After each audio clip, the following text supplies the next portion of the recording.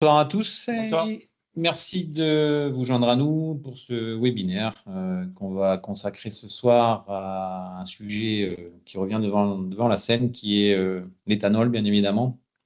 On en avait déjà parlé il y a quelques mois et étant donné l'engouement qu'il y en a actuellement sur ce dossier, on a décidé d'y revenir. On pensait que c'était une bonne idée, surtout que cette fois,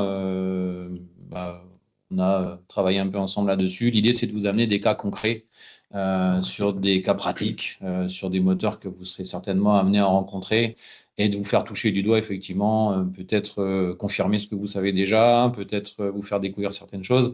En tout cas, l'idée, c'est de vous donner des choses qui soient vraiment techniquement intéressantes pour vous à exploiter. Alors, vous nous connaissez déjà, Aurélien, donc, qui est co-gérant de Sport System et notre directeur technique, donc qui vous montrera toute la partie carto après que je vous ai présenté un peu les choses. Moi-même, bon, c'est souvent au téléphone pour ceux qui me connaissent déjà. Là, tout de suite. Du son, je disais, est-ce que vous Ah oui, l'entendez bien par j'ai oublié contre? de vous demander, c'est vrai. Est-ce que vous pouvez juste nous dire si le son est bon chez vous? C'est ça que j'ai pas demandé. On veut toujours le vérifier. Est-ce que quelqu'un Ok, peut... C'est bon? c'est bon. Parfait. Merci de votre retour. Donc, pour ceux qui ont l'habitude d'être avec nous, vous connaissez déjà un petit peu Sport System. Pour ceux qui sont nouveaux ce soir, je voulais quand même refaire un petit tour rapide. Donc, Sport System existe depuis maintenant 25 ans, même 26, hein, parce que 26. c'était 2000. Aujourd'hui, c'est une société. Je pense qu'on peut dire sans doute qu'on est les plus gros en France, avec une vingtaine de salariés, avec une équipe technique de 5-6 motoristes constamment. Alors en termes d'activité, on travaille bien entendu sur du VL, mais on travaille aussi beaucoup sur du poids lourd, de l'agricole, un peu de marine de temps en temps. Voilà, donc c'est un secteur qui est extrêmement varié. On fait à peu près 4000 optimisations dans l'année. Et aujourd'hui, on travaille avec des outils borne puissance, bien évidemment, sur tout ce qui va être voiture, bien évidemment, mais aussi le poids lourd et l'agricole. Et aujourd'hui, on travaille avec plus de 400 partenaires France, mais aussi Europe et même Canada. Voilà pour une présentation rapide. Au niveau du sujet qu'on va voir aujourd'hui, donc la partie conversion flex-fuel, avant que je laisse la parole à Aurélien sur la partie vraiment purement technique, qui est le sujet qui va vraiment vous intéresser ce soir, je voulais juste faire un petit retour sur les prérequis minimums que nous, on s'impose et qu'on conseille concernant les conversions, histoire de vraiment faire un boulot fiable et d'éviter tout SAV inutile. Donc, nos contraintes, ce qu'on s'impose, c'est des véhicules qui n'ont pas plus de 15 ans, pas plus de 150 000 km au compteur. Ça permet d'avoir effectivement maximiser les chances d'avoir un véhicule qui, au niveau mécanique, soit encore en bon état et fiable. Bien évidemment, on fait systématiquement un diagnostic, donc coup de valise pour voir si tout est bon. Idéalement aussi avoir un peu un historique du véhicule, déjà pour savoir si déjà, il est d'origine ou pas, hein, tout Oui. simplement. Et puis connaître un peu son parcours, ça va aider aussi à se positionner là-dessus. Entretien à jour, bon, ça coule de source, hein, évidemment. Important, la partie allumage, puisque l'éthanol demande d'avoir un allumage optimum. On demande systématiquement à ce que les bougies soient neuves ou qu'elles aient moins de 5000 km. Alors, on ne va pas jusqu'à parler des bobines, mais Oui. idéalement, si les bobines sont récentes, c'est parfait aussi. Bon, les bougies, déjà, on élimine un certain nombre de Oui. problèmes. Pensez bien aussi à faire valider à votre client que le dernier plein soit un plein haut sans plomb. Pourquoi? Parce que s'il s'amusait déjà à mettre un peu d'éthanol, ça va fausser en fait les tests dont va vous parler Tout à Aurélien, fait. les essais routiers qui sont une base fondamentale pour être sûr qu'on travaille là encore sur quelque chose de sain. Et bien évidemment, certains nous demandent des fois de mélanger la conversion avec le stage 1. Alors, certains le font, nous on ne le fait pas pour une raison simple, c'est qu'on estime que si on veut fiabiliser au maximum l'intervention, il faut que le moteur ne travaille que sur de la conversion ou que sur du stage 1, parce que sinon, vous risquez d'aller au-delà de ce que certains organes moteurs, type pompe ou injecteur, peuvent supporter. Et à partir de là, on va nuire à la fiabilité moteur. Et vous rejoignez aussi, parce qu'à court terme, ça peut très bien fonctionner, mais avec le temps après, l'usure des pièces est augmentée. Bien sûr, si on fait les deux cumulés, ça va accentuer l'usure des pièces. Donc nous, notre politique, c'est de ne pas travailler dans ce sens-là. Ouais. Voilà, parce qu'une pompe, on va lui demander déjà 20%, 25% à l'éthanol. Si on demande une carte au-dessus, on va monter à 35%. Bon, à long terme, on sait que la pompe arrive de pas suivre. Exactement. Concernant les véhicules interdits, puisqu'on ne peut pas tout faire à l'éthanol, malheureusement, l'expérience nous a montré que certains moteurs n'aimaient pas forcément l'éthanol. Aujourd'hui, donc, on ne travaille pas sur les véhicules qui sont équipés avec des injecteurs piézoélectriques. Alors, il y en a un peu partout, mais grosso modo, on en retrouve quand même surtout chez BMW et chez Mercedes. Là, il y a beaucoup de modèles qu'on ne fait pas à cause de ces injecteurs qui peuvent avoir tendance à se gripper relativement facilement avec l'éthanol. Alors, c'est un peu la loterie. Certains passent à travers et marchent très bien, et certains, comme ça nous est arrivé, 3 injecteurs sur une Mercedes au bout d'un mois et demi à l'éthanol. Donc, bon, on a dit on arrête. Le moteur VAG 1 litre TSI est un peu dans la même problématique, c'est-à-dire que les injecteurs sont assez sensibles à l'éthanol. On a eu un cas où un client, au bout d'un mois et demi à l'éthanol, avait un petit peu des à-coups, alors qu'au sans-plomb, ça marchait nickel. On l'a fait revenir 2, 3 fois. Au début, on pensait que c'était peut-être la carto. On a corrigé, mais le problème revenait systématiquement. Donc, on a privilégié en fait la fiabilité en évitant de travailler sur ces moteurs-là. Concernant les vieux calculateurs, type Sirius 32, etc., bon, là, il y a déjà beaucoup moins d'informations disponibles, notamment pour tout ce qui est démarrage à froid. Et surtout ceux sur lesquels on avait travaillé, on avait quand même constaté des surconsommations qui étaient largement supérieures à ce qu'on a sur les autres modèles. Je me rappelle de modèles de Twingo où on avait 35% de surconsommation. Bon, à partir de là, quand il faut en plus mettre du sans-plomb l'hiver pour démarrer, on s'est dit, est-ce que ça vaut le coup de proposer ça? Oui. Donc bon, on ne travaille plus du tout dessus et de toute façon, maintenant, par la force des choses, ils ne sont plus dans notre cadre de travail. En ce qui vous concerne, faites ce que vous voulez, mais bon, soyez prévenus, on vous déconseille de travailler sur ces modèles-là. Dernier modèle sur lequel, alors on ne l'évite pas forcément, mais on prévient les clients systématiquement, c'est le moteur PSA, le 1.6 THP, puisque de base, la pompe carburant, alors souvent c'est la pompe de gavage qu'on a dans le réservoir, est un peu fragile et on s'est rendu compte à plusieurs reprises que à l'essence, ça ne se voit pas, puisqu'on ne lui demande pas un effort particulier. Par contre, on a eu quelques cas où, à partir du moment où on était passé à l'éthanol, le client pouvait malheureusement avoir un témoin qui commençait à clignoter au tableau de bord, qui souvent, avec une analyse de diag, montrait qu'il manquait une quantité de carburant, on était un peu pauvre. Et à partir du moment où la pompe était changée, tout revenait à la normale. Donc, si vous faites des véhicules 1.6 THP, pensez bien à prévenir votre client que cette pompe, généralement la pompe de gavage, plus rarement, et malheureusement ça peut arriver quand même, la pompe HP, sont des éléments qui sont fragiles. Et on pense que le véhicule est en pleine forme avant d'arriver. Et une fois qu'il passe à l'éthanol, on se rend compte que la pompe sort de sa zone de confort, entre guillemets. Et à ce moment-là, le problème survient. Voilà, c'est en gros les véhicules sur lesquels il faut être vigilant. Tu as d'autres choses à rajouter de ce côté-là? Non, après, voilà, il y en a d'autres, c'est une liste qui est pas, il y a plein de petits cas particuliers, mais ça, c'est vrai qu'avec le recul qu'on a aujourd'hui, c'est des véhicules qu'on évite, qu'on a appris à éviter, et c'est vrai que du coup, en SAV, on a beaucoup moins de SAV que ce qu'on pourrait avoir avec ce type de véhicule. Ouais, donc voilà, le moteur PSA, si vous le faites, prévenez votre client que potentiellement, il y aura une pompe à faire, qu'il ne soit pas surpris si jamais ça arrive. Lors de vos tests, contrôlez la valeur de consigne par rapport à la valeur réelle. Si vous voyez que la valeur réelle a du mal à suivre la consigne, c'est que déjà elle est faiblarde. Et dès qu'on passe à l'éthanol, c'est là où elle n'arrive plus à suivre. Et à part changer la pompe, il n'y aura pas grand-chose à faire, malheureusement. Voilà, bon, après, si vous avez des questions, vous pourrez toujours me contacter, je suis toujours disponible pour ça. Je vais te laisser la parole maintenant que tu commences à aborder cette partie technique. Tout à fait, ouais. Donc, avant de passer directement on va dire au concret, faire du fichier, on va passer ensuite sur le logiciel pour voir qu'est-ce qu'il faut modifier dans un adressage, dans une cartographie. Pour nous, ce qu'on instaure lors de nos formations ou autres, on appuie vraiment beaucoup sur les essais. Sans des essais, de bons essais avant comme après conversion, il est difficile de travailler. Donc, on avait déjà abordé ce sujet-là lors du premier webinaire. On ne va pas aborder ça de fond en comble, mais juste les essais d'origine sont très importants pour vous couvrir d'un côté et pour savoir vers quoi on tend pendant le réglage qu'on va faire ensuite. Donc, il est très important d'avoir une base saine, bien sûr, donc avoir un véhicule sain, comme Jérôme l'a dit. Donc, c'est pour ça que nous, on a nos prérequis avec certains kilométrages et certaines choses. Mais même si le véhicule est dans les clous, il va falloir bien sûr contrôler avec le diagnostic et faire un état des lieux du véhicule lorsqu'on va faire l'essai d'origine.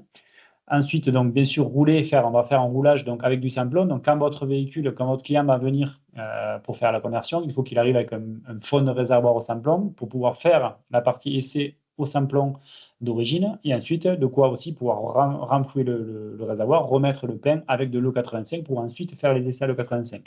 Voilà, donc le but, c'est de rouler au samplon pur, donc samplon 95 ou 98 pur, on en trouve encore. C'est idéal parce que là, on aura des valeurs qui seront vraiment qu'au samplon. Si jamais c'est de l'E10, vous pouvez quand même faire l'essai d'origine, mais partie du principe que déjà, il y a des corrections qui vont être apportées par le calculateur parce qu'il y a 10% d'éthanol dans le 10. Donc déjà, ça aura déjà travaillé sur ce qu'on appelle les trims, ce qu'on va voir juste après. Les trims vont déjà avoir travaillé un petit peu pour compenser ces 10% de plus, ces 10% d'éthanol qui sont déjà compris dans le carburant. Donc, renseignez-vous bien sur ce qu'il y a dans le réservoir au moment de la venue du véhicule. Donc ensuite, très important donc, pour guider le travail, ça va être donc un essai routier avec une acquisition de données. Donc il faut que vous soyez équipé d'un outil de diagnostic qui va permettre de relever donc, les trois valeurs minimales à relever. Ça va être donc l'ajustement carburant à court terme, ce qu'on trouve, c'est le short trim, l'ajustement carburant long terme, le long trim, et la valeur de lambda. Voilà, donc c'est des choses qui vont nous permettre de savoir déjà la correction qu'il y a dans le calculateur. Donc le short trim, c'est en temps réel, ça va appliquer un coefficient additionnel, un pourcentage sur le temps d'injection. Et le long terme, c'est avec l'usure du moteur, si vous faites un plein par exemple à l'E10, ça va corriger un petit peu, ça va pareil, rajouter un petit coefficient additionnel ou négatif, ça peut être négatif aussi, qui va en permanence rajouter un petit pourcentage d'injection en plus. Et les deux sont additionnés, c'est-à-dire que le short plus le long, ça fait le total trim. Et c'est cette valeur-là qu'il faut bien sûr prendre conscience lors de ces essais-là. L'idée, en fait, c'est que, tu me confirmes, mais c'est qu'à partir du moment où déjà on fait le premier essai au samplon, Oui. si déjà les valeurs qu'on a en correction sortent des clous, c'est que déjà le véhicule n'est pas forcément en forme et apte à recevoir l'éthanol. Là, le but de notre travail, ça va être d'éviter des butées. Donc, sur les butées, habituellement, c'est du moins 25 plus 25. C'est-à-dire que ces trims-là, le total, donc l'addition du short plus du long, il ne faut pas qu'il descende en dessous de moins 25, il ne faut pas qu'il aille au-dessus de plus 25. Sinon, qu'est-ce qui se passe à ce moment-là? Un voyant moteur qui s'allume et le calculateur n'est plus en mesure de pouvoir assez compenser et on peut se retrouver avec un mélange trop pauvre, par exemple, qui peut être destructeur pour le moteur. Le but, c'est d'analyser lors de l'essai d'origine où c'est que je me situe. Donc, quand on est au samplon, on peut être en négatif, on peut être en positif, mais il faudrait que vous soyez entre moins 10 et plus 10 lors de la venue du véhicule.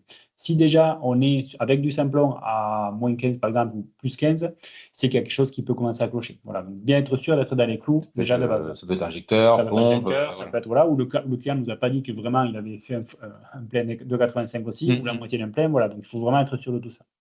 Et la valeur lambda, donc comme vous le savez, c'est le ratio air carburant, c'est lui qui guide notre travail. Donc les deux valeurs à contrôler, c'est lorsque vous allez rouler donc à ce qu'on appelle en boucle fermée, donc à rouler normalement, il faut que vous soyez à la stoichiométrie, donc à la valeur 1, c'est là où on ne consomme pas, c'est là où on ne pollue pas. Donc sur les grandes principales, les phases de fonctionnement principales du véhicule, donc on roule faible charge moteur, faible régime, moteur chaud, ce qu'on fait le plus souvent, il faut que vous soyez à la lambda 1. Par contre, dès lors qu'on va déboucler, donc ça peut être les démarrages ou les pleines charges sur une grosse accélération, on va passer sur des valeurs qui vont descendre en dessous de 1. On va aller chercher l'indice performance de lambda. Et donc, c'est à surveiller à quelle valeur vous êtes à l'origine pour ensuite, après conversion, qu'on retombe sur les mêmes valeurs, bien sûr. Merci pour les infos. Donc, le principe de modification, il est très simple. Au niveau des cartographies donc, de conversion 85, il y a deux principales cartographies qu'il va falloir modifier, deux groupes de cartographies. Il va falloir d'un côté compenser l'enrichissement. Donc, comme vous le savez, le pouvoir calorifique de l'éthanol est moindre par rapport à celui de l'essence. C'est-à-dire que quand on brûle 1 litre d'éthanol, on développe moins d'énergie que quand on brûle 1 litre de carburant sans plomb. Donc, pour ça, il va falloir donc injecter plus de carburant, d'où la surconsommation que l'on a après optimisation. Mais il va falloir aider le calculateur à le faire. Donc, déjà, avec les crimes qu'on vient de voir au préalable, il y a une compensation automatique qui se fait. Donc, si on faisait un plein de 85 dans le réservoir sur un véhicule d'origine, il va commencer à compenser, sauf que les trims vont augmenter, jusqu'à arriver à la butée, ne plus arriver à s'augmenter, voyant moteur. Et si on ne fait rien là, il y a un risque à terme pour le véhicule. Donc, nous, le but, ça va être de l'aider à compenser. On sait comment rouler à le 85. Donc, en permanence, on va essayer de lui lui demander d'enrichir plus en permanence sur toutes les phases de fonctionnement. Donc l'enrichissement permanent, il va être fait par une cartographie.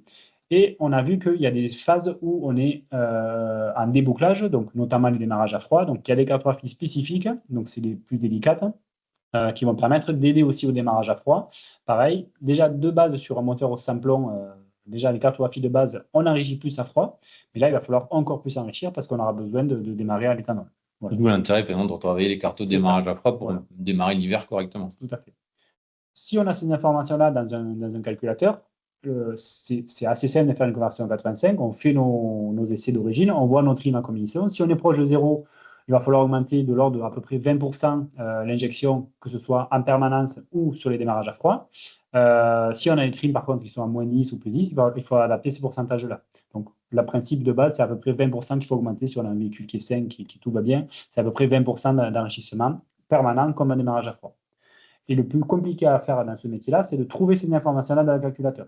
Donc aujourd'hui, nous, on a la chance de travailler avec Dimsport, où on a développé avec eux, on leur fournit des informations pour qu'ils puissent ajouter dans les adressages une partie éthanol, cartographie éthanol. Vous pouvez acheter que cette partie-là avec des crédits, et ça vous permet juste de trouver directement les cartographies qui sont nécessaires pour faire la conversion E85, parce que la partie compliquée dans l'E85, c'est de trouver ces informations-là. Oui, une fois que vous les avez, vous appliquez les principes d'enrichissement que Aurélien vient d'énoncer. Tout à fait. Tu vas nous montrer ça tout de suite là, tout à fait. pour qu'après vous puissiez faire votre conversion de façon propre. Voilà. Donc là, il y a juste deux captures d'écran de deux exemples de cartographie qui permettraient de faire l'enrichissement permanent.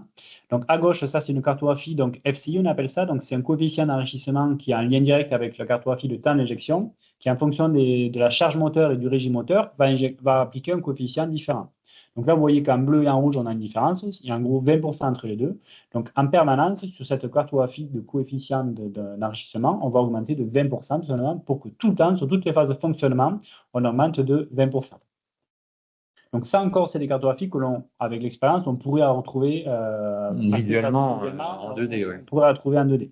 Par contre, ensuite, on utilise, c'est ce qu'on utilise même le plus souvent, il existe une caractérisation de l'injecteur ici. Vous avez le petit point ici qui est en rouge ici. Ça, c'est la caractérisation de l'injecteur qui correspond à la masse de carburant. Donc, ce qu'on utilisait là, c'est qu'en fonction de la masse de carburant, le type de carburant, il n'a pas la même masse volumique.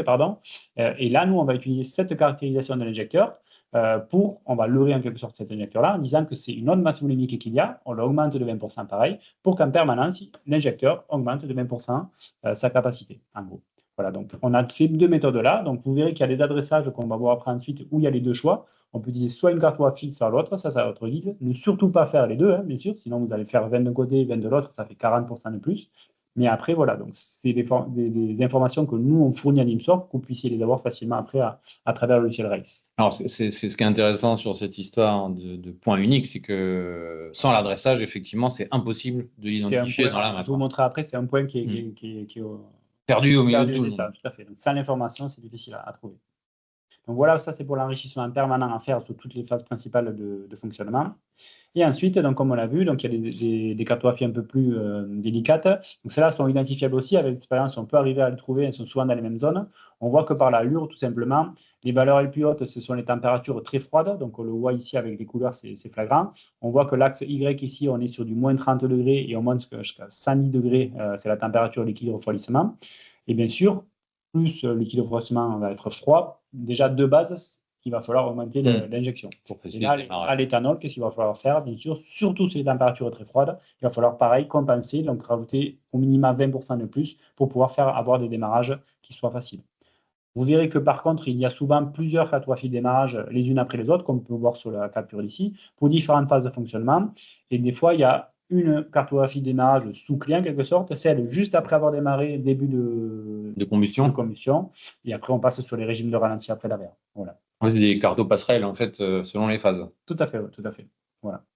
Donc voilà pour les grandes lignes en fait de l'éthanol. Donc vous voyez qu'il n'y a pas demi-chose à modifier. Donc on va passer sur du concret, on va passer directement sur le logiciel Race.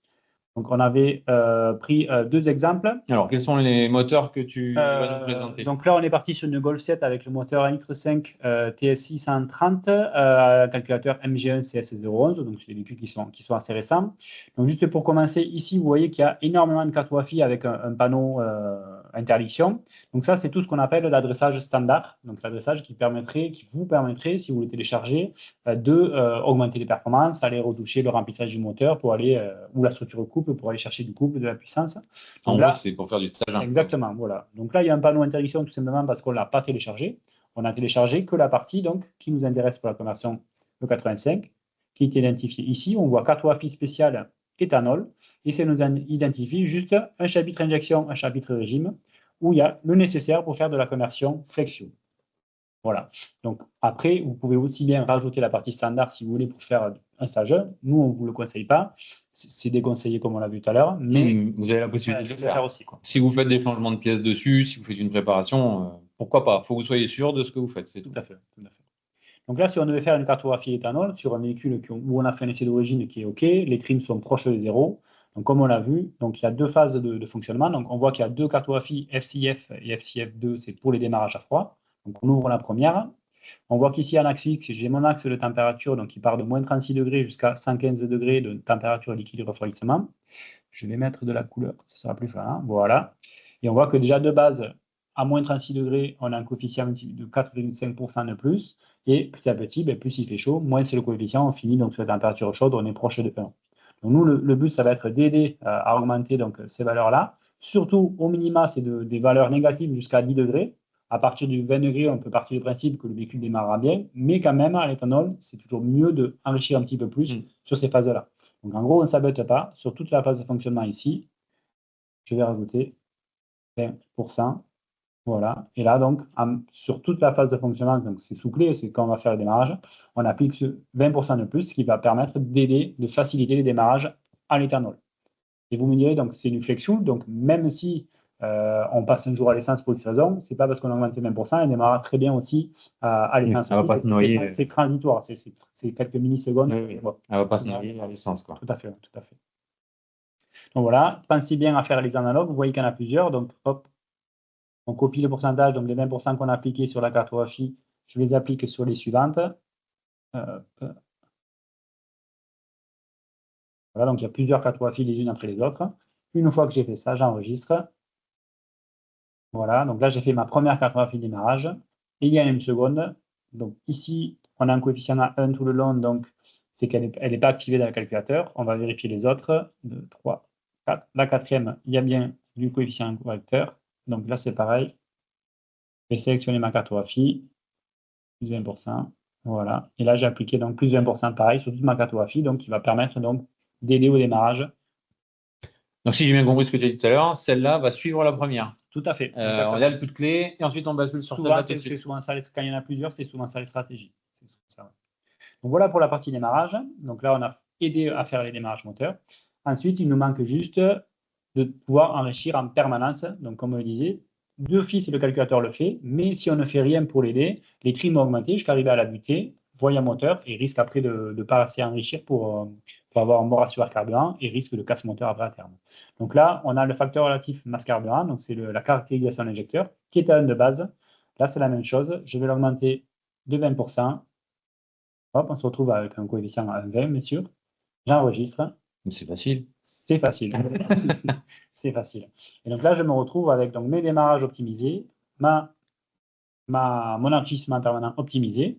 Je n'ai plus qu'à enregistrer ce fichier, l'écrire sur le véhicule. Je vais faire le plein de 85 et je suis reparti pour une phase d'essai à l'E85 en contrôlant mes trims. Le but, ça va être de rouler un petit moment parce que vous savez qu'il y a une phase d'auto-adaptation déjà du calculateur par les trims. Donc, partez du principe que c'est minimum 20 km à faire sans regarder les valeurs au début parce qu'elles vont beaucoup fluctuer. Et au bout de 20-30 km, on peut commencer à regarder les valeurs et on va voir que les trims vont se restabiliser. Et le but, ça va être de se rapprocher. Si vous étiez proche des 0, c'est de se rapprocher proche des 0. Mais attention, à l'E85, il ne faut pas que vous soyez en négatif. Il faut que vous soyez entre 0 et 10, c'est l'idéal. Pourquoi ça? Parce que si un jour, pour X raison, vous avez besoin de faire un plein d'essence, vous partez à l'étranger, il n'y a pas le 85, il va falloir que le calculateur fasse l'effet inverse. C'est-à-dire vous allez mettre de l'essence, mais lui, il va se retrouver avec une trop grosse compensation d'injection. Il va falloir qu'il retire, donc les trims vont diminuer lorsque vous allez mettre le samplon, il va falloir qu'il retire du carburant. Et si vous êtes déjà négatif à l'E85, il va retirer encore à lui les trims, il va baisser, mais on va se retrouver sur la butée basse et l'appareil voyant moteur et ça peut passer à mode dégradé, etc., etc. Cela, on sera beaucoup trop riche. Voilà, exactement. Donc, pensez-y, sur les essais E85, toujours être dans le positif, entre 0 et 10, c'est idéal. Voilà. En cartographie supplémentaire sur la partie éthanol, il y a juste aussi un moteur au ralenti. Donc ça peut vous permettre des fois d'aider aussi les véhicules. Donc ça, c'est les consignes de régime de ralenti après démarrage. Donc en fonction des températures. Donc plus il fait froid, plus le régime va augmenter jusqu'à atteindre des températures et restabiliser. Il est vrai que des fois, là on est un peu bas, par exemple à 750 tours minute, même si sur des phases de fonctionnement moteur chaud, il est bon des fois de le rehausser très légèrement à l'éthanol pour stabiliser le régime, qu'il tienne correctement le régime. Ce n'est pas nécessaire, c'est à voir lors des essais. Si vous trouvez que le régime est légèrement instable avec l'éthanol, vous pouvez rehausser un petit peu ce régime-là pour aider à ça. De quel ordre tu fais ton augmentation? Les valeurs à 750 tours minute, juste ça suffit, 50 tours minute. Donc tu fais passer de 750 à 800 par exemple? Voilà, tout à fait, exactement. Sur les phases par contre froides, c'est déjà très haut, donc il n'y a pas lieu de. C'est plus sur les phases transitoires entre 10, 20, 30 degrés. Où on peut sentir que c'est un peu fébrile au niveau du ralenti. Tout à fait. Juste rehausser un petit peu les régimes moteurs. Voilà, ça, c'est à vous de voir lors des essais. Il est bon aussi des fois de garder le véhicule, si vous avez la possibilité, 2 jours pour faire vraiment des démarrages froids le matin. Bon, cette période-là, c'est un peu compliqué, c'est déjà très chaud, mais l'hiver, c'est assez facile à le faire. Oui, tester le démarrage à froid comme ça en direct. Donc voilà pour le premier exemple, donc 1,5 litre TSI donc, du groupe VAG. Et on va passer sur le second exemple, où là, on a pris donc, toute autre chose. On est sur une Renault Clio 4 en 0,9 TCE et un calculateur Valeo V50. Donc, toute autre chose comme calculateur. Donc, comme tout à l'heure, vous voyez qu'il y a d'abord un chapitre cartographie ici, donc, qui vont concerner bien sûr tout ce qui va être structure au couple, les avances, enfin, tout ce qui va nous permettre d'augmenter les performances du véhicule. Et ensuite, vous avez ici une petite partie cartographie spéciale, donc où on va retrouver les cartographies intéressantes pour faire la conversion éthanol. Et on va retrouver quoi? Donc, on va retrouver toujours ici une notion donc démarrage. Et là, attention, c'est ce que je vous disais tout à l'heure, il peut y avoir donc 2 solutions pour pouvoir enrichir en permanence. Donc, soit le fameux, la caractérisation d'injecteur, donc le facteur de conversion, où c'est un seul point, ou soit la cartographie donc, qui permet de corriger le système d'injection, donc qui va avoir un coefficient applicateur sur le temps d'injection, cartographie FCI. Donc là, c'est à vous de choisir, il n'y a pas une meilleure solution qu'une autre. C'est soit on utilise cette solution-là, soit on utilise cette solution-là. Donc, juste je vais ouvrir celle-là parce qu'on a fait l'autre solution juste avant. Donc, FCI, vous voyez que c'est un coefficient 0,94, 1,23. Ça applique un coefficient en permanence sur le temps d'injection en fonction des régimes moteurs et de la pression turbo là ici pour rajouter du carburant. Donc, on pourrait soit tout prendre ici, pareil, mettre plus de 20% ici. Mais le plus simple, quand il y a comme un point qu'on a l'information de caractérisation d'injecteur, je viens ici, pareil, j'augmente de 20%. Cette solution-là, il n'y a qu'un point à modifier. Je préfère modifier qu'un point qu'aller m'embêter à modifier plusieurs classes. Alors, ce que tu disais tout à l'heure, c'est qu'il ne faut surtout pas mettre 20% ici et 20% ici, sinon on arrive à 40% de plus. Et là, vous allez avoir les trims, par contre, qui vont être négatifs, fortement négatifs, parce qu'on a beaucoup trop enrichi, mais le calculateur va chercher, lui, à réduire l'injection. Voilà. Donc voilà pour l'enrichissement permanent. Et là, démarrage à froid. Démarrage à froid. Voilà. Donc ici, hop, je vais mettre la couleur. Pareil que tout à l'heure. Tac. Et donc il y en a 4. Voilà. Et le but, ça va être de faire les 4. Donc celle-là, c'est la plus représentative. Ça va être vraiment le démarrage à froid, mais on va faire les 4 quand même. Donc pareil que tout à l'heure, je sélectionne la cartographie entière. Je mets un pourcentage, plus 20%, plus 20%. Voilà. Donc là, j'ai fait toutes les phases de démarrage à froid. J'enregistre et j'ai fait donc à la fois mon enrichissement permanent ici, mon démarrage à froid, et j'ai plus qu'à enregistrer. Donc on a toujours la notion de ralenti aussi. Ralenti, si on veut aussi un petit peu le régime de ralenti. Ou aussi, on retrouve aussi le limiteur de cliquetis. Dans certains cas, le fait que l'injecteur injecte plus, on s'est rendu compte avec le temps, c'est très rare, mais que le fait d'injecter plus, le limiteur de cliquetis détecte ce surplus d'injection comme du cliquetis un petit peu, parce que l'injecteur en gros cogne un petit peu plus. Et vous le voyez avec la question donnée, s'il y a du retrait d'avance. S'il y a du retrait d'avance à un moment donné, c'est que le limiteur de cliquetis détecte qu'il y a un peu de cliquetis, pense que c'est du cliquetis, et va retirer de l'avance. Donc si vous voulez éviter ça, des fois on peut rehausser un petit peu le limiteur de cliquetis. Mais pour équilibrer, en fait. C'est tellement infime que ça fait. Il n'est pas nécessaire de le faire. Donc on a fait ça, et cette Clio, elle peut tourner en flex fuel. C'est ça, tout à fait.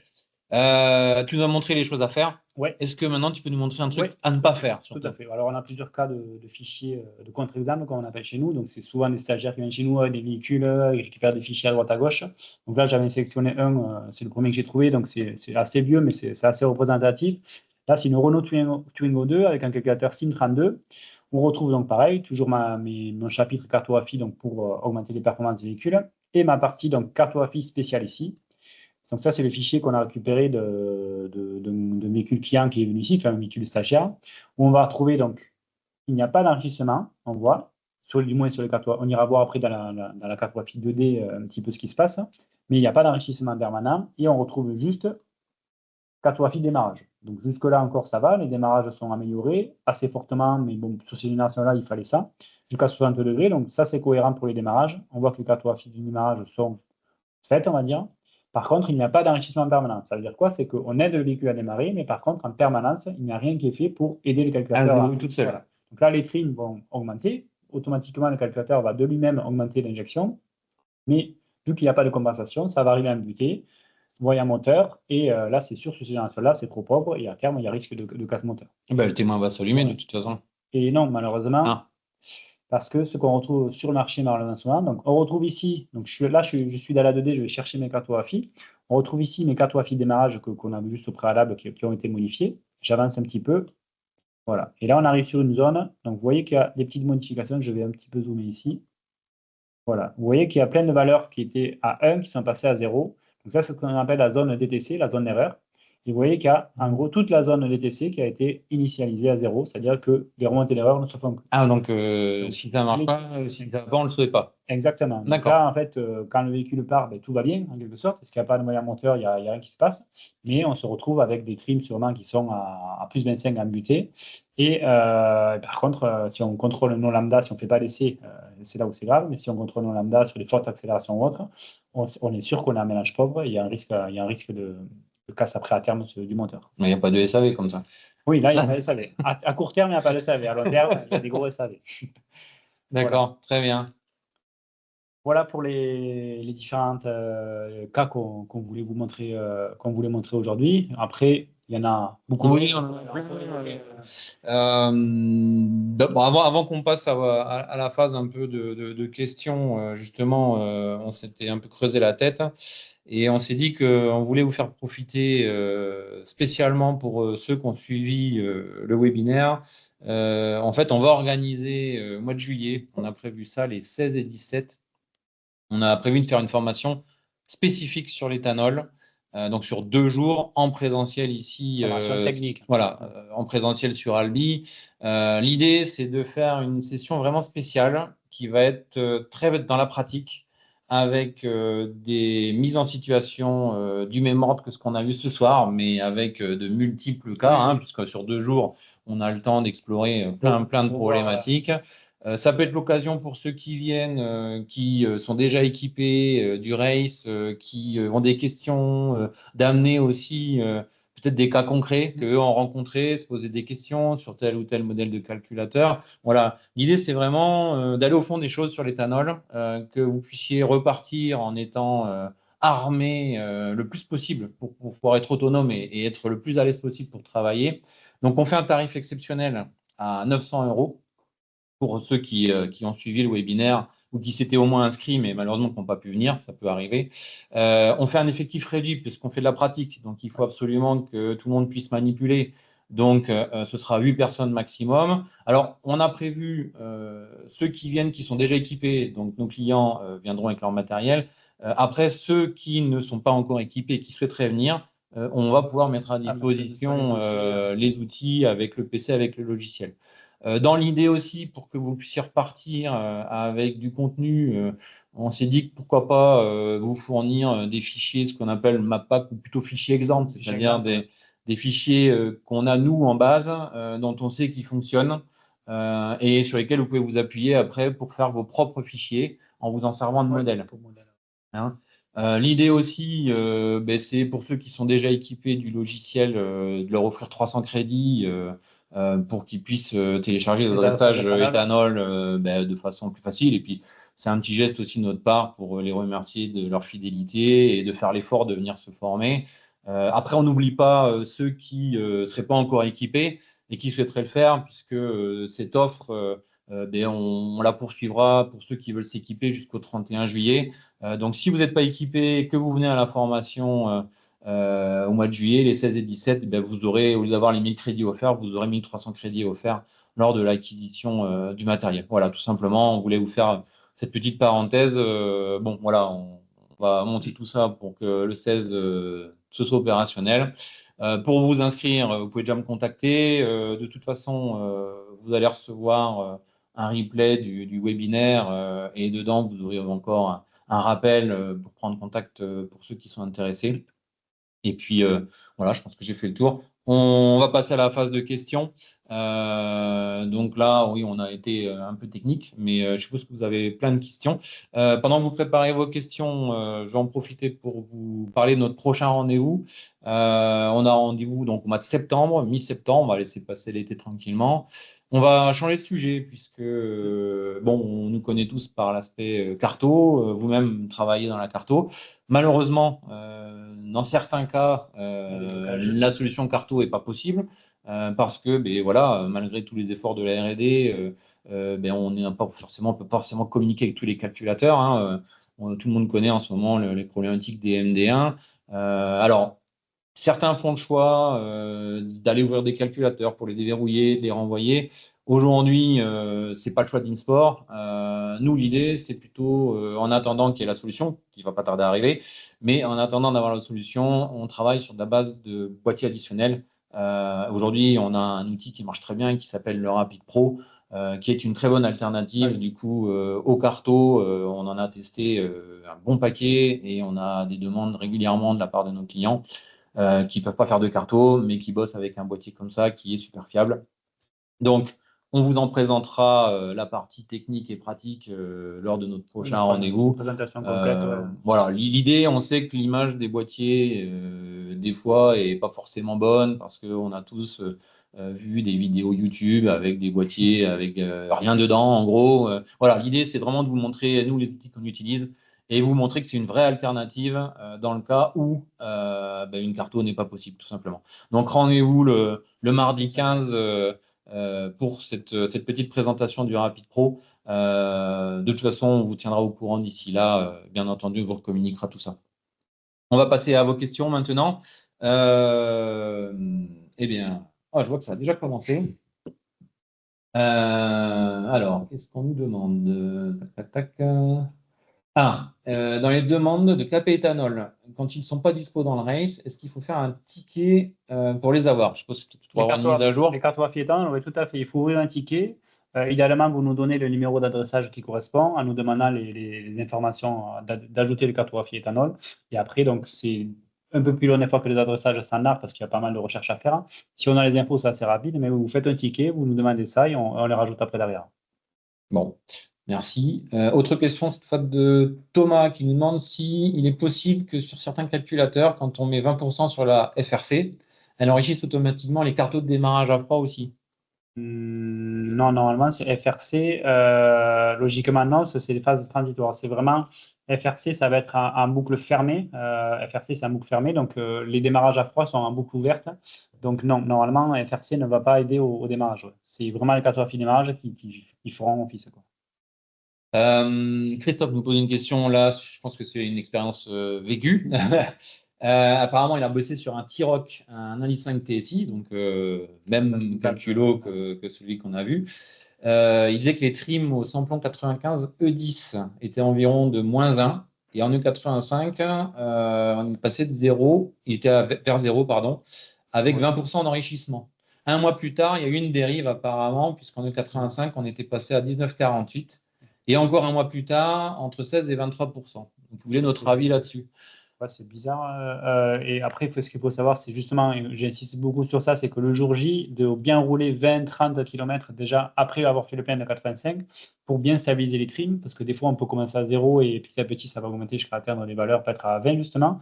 Mais si on est sur des valeurs qui sont si hautes, il n'y a pas assez d'enrichissement. Là, le calculateur cherche encore à compenser. C'est un problème de pompe ou d'injecteur? Ou alors pas assez, le coefficient qui n'est pas assez élevé, mais ça pencherait sur un problème, oui, tout à fait, Mécanique. mécanique qui n'arrive pas sûr. Du moins, il faudrait être sûr que le zéro qu'il y a eu le jour de l'intervention, que ça soit après 30-40 km de roulage. Si c'est juste après démarrage, on a fait juste un petit tour de quartier, on est resté à zéro, c'est pas bon. Il faut vraiment être sûr que rouler 30-40 km, on voit les trims comment ils sont. Si par contre, là, ils étaient à zéro et ils sont après avec le temps, ils ont augmenté avec le temps, là, ce qu'il y a une dérive mécanique après derrière. Ok. Est-ce que, ben, Christophe, toujours peut-être avoir des infos un peu plus précises, il disait 30 km après la conversion, est-ce qu'on peut monter à 25% en enrichissement? Ah, oui, en fait, il demande s'il peut augmenter en fait l'enrichissement pour compenser. Mais si c'est un problème mécanique, ça va que repousser le Il y a un problème. essai, alors si ça dépend le trim, si on est à 25, on a un buté, donc là il y a une problématique. Soit on n'a pas touché la bonne cartographie, soit il y a un problème mécanique. Mais si 30 km après on est encore à 25, quoi, il y a un loup quelque part. Quoi. Donc il faut voir l'enrichissement, donc soit changer de stratégie et essayer de comprendre est-ce qu'on a touché ce qu'il fallait, parce qu'on ne doit pas être à plus 25 après la conversion, clairement. Si on a fait, on a mis 20%, comme on a vu dans les exercices là, si on a mis 20%, on ne doit pas être sur les trims à si haut, clairement. Ok. N'oubliez pas que pour poser vos questions, vous pouvez le faire dans le petit onglet Q et R aussi qui est en haut sur votre barre d'outils.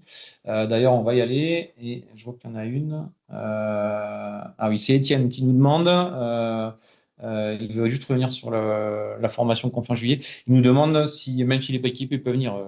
Oui, oui, comme on l'a dit, bien évidemment, c'est ouvert à tout le monde. Oui. Alors évidemment, si vous n'êtes pas équipé, vous n'aurez pas eu l'habitude d'utiliser le logiciel Race qui sert de base Oui, pour la formation. Mais en tout cas, tous les principes qui vous sont donnés sur la modification seront valables, tout à fait. Oui. que vous ayez le On va logiciel ou énormément pas. passer le temps sur les essais, ce Voilà. qu'on aborde depuis après beaucoup, les essais, donc c'est très important qu'on va remettre une grosse couche sur les essais, qu'est-ce qu'il faut contrôler, comment, pourquoi, et après, bien sûr, faire des cas pratiques, des exercices sur ordinateur, sur des adressages pour comprendre en fait, les différentes cartographies et comment les modifier. Ouais.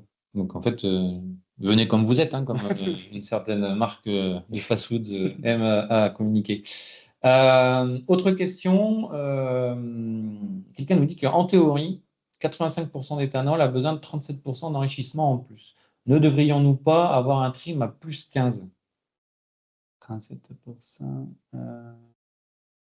Non, le trim, non. Le but, c'est de se rapprocher. Il faut partir du principe qu'on est sur du flex fuel. C'est-à-dire qu'après, il faut que le moteur soit à même de pouvoir aussi rouler De au repasser au samplon, c'est samplon, ça. ouais. Donc le but, après, il vaut mieux être à, comme on le disait, donc, le plus important, c'est surtout d'être dans le positif. Donc, si déjà vous êtes déjà un petit peu haut d'origine, à plus 5 d'origine, même si vous dérivez un peu, vous êtes à plus 10, plus 15, ça peut encore convenir. Mais si on était proche de zéro, après, idéalement, c'est au samplon de rester entre 0 et 10 à le 85. Quoi. Arnaud a une autre question. Il me dit pour les véhicules avant 2010, donc qu'on déconseille un petit peu, est-ce qu'il est possible de les faire si on informe notre client qu'il faut changer la pompe? Alors, C'est pas forcément la pompe qui a ouais, changé. Nous, c'est notre politique, c'est pour éviter du SAV. Après, des véhicules d'avant 2010, les informations de calculateur sont, il y a moins de cartographie. Il y aura un enrichissement, une cartographie de démarrage, ça s'arrête là. Et ça sera moins fait, il y aura moins de paliers de température, par exemple, ou autre. Donc, les démarrages seront sûrement déjà un petit peu plus délicats.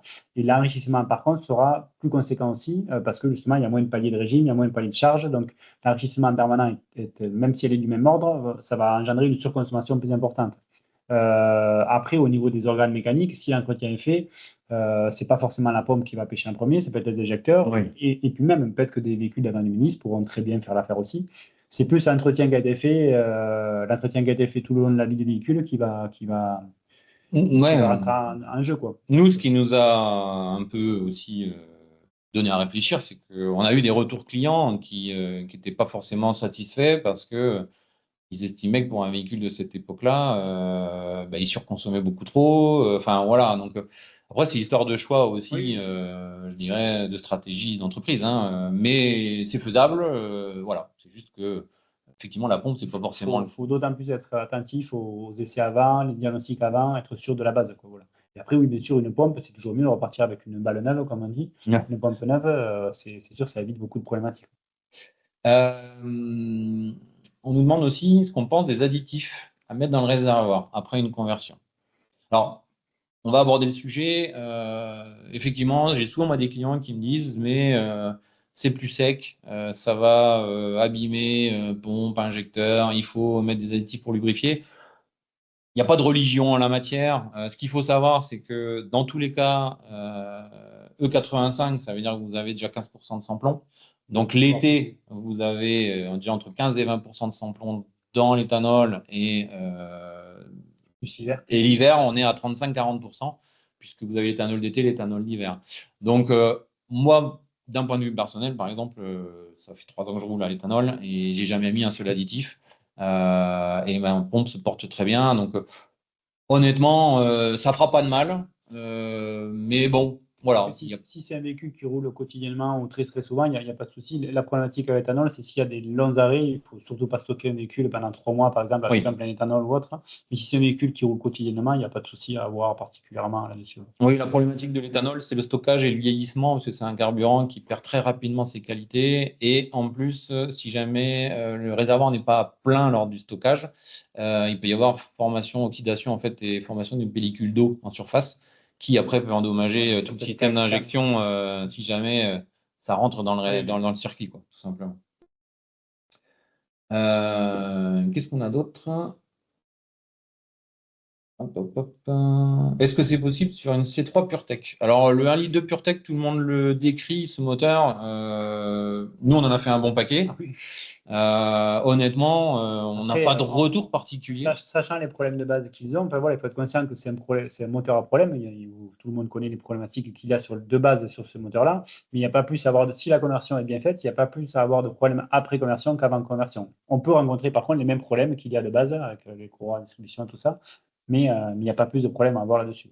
Je dirais que le plus gros problème, c'est peut-être qu'il faut changer les bougies iridium et que la manœuvre n'est pas donnée pour les faire. Mais c'est tout. Une dernière question, parce qu'après, on va vous laisser. Qu'est-ce qu'on a? Une question. Ah, MTG Autospark me demande quand est-ce, c'est un petit peu hors sujet, mais quand est-ce que le système de log sera disponible sur le The Genius? J'espère bientôt. J'espère bientôt. Non, c'est dans les tuyaux. On a bon espoir pour cette fin d'année. Là, pour tout savoir, donc, sur le Genius, c'est à 99%. Tous les protocoles et plugins des anciens outils ont été transférés à 99%. Il y a encore 3 cas particuliers, mais qu'on rencontre. Voilà, 3 protocoles qui manquent.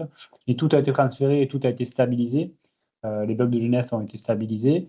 Après, voilà, la prochaine piste de travail, c'est la possibilité de faire du log. Donc, voilà, c'est fin d'année. Pour l'avait annoncé, c'est vrai qu'ils ont mis la priorité d'abord sur la mise en place de tous les protocoles et plugins des anciens outils dessus. Et cette partie log, effectivement, ça fait dès qu'ils ont commencé à nous parler de l'outil, ils ont dit qu'ils le mettraient en place. Mais bon, c'est sûr que c'est pas tout de suite. On espère peut-être 2027, bon espoir pour fin d'année ou début d'année 2027. Quoi. Voilà. Je vois qu'il y a d'autres questions, mais malheureusement, on n'aura pas le temps d'y répondre. Si vous avez des questions, n'hésitez pas à m'écrire. Je crois qu'on doit avoir mon adresse mail qui doit apparaître. Voilà. Donc, n'hésitez pas, que ce soit pour avoir des infos sur la société, sur les outils, sur les formations, sur la prochaine formation. On a une session qui démarre fin juin sur la formation complète, 7 jours. Ensuite, on a la fameuse session qu'on a mis en place pour l'éthanol et on a une autre session exceptionnellement qu'on fait au mois d'août qui démarre le 17 août.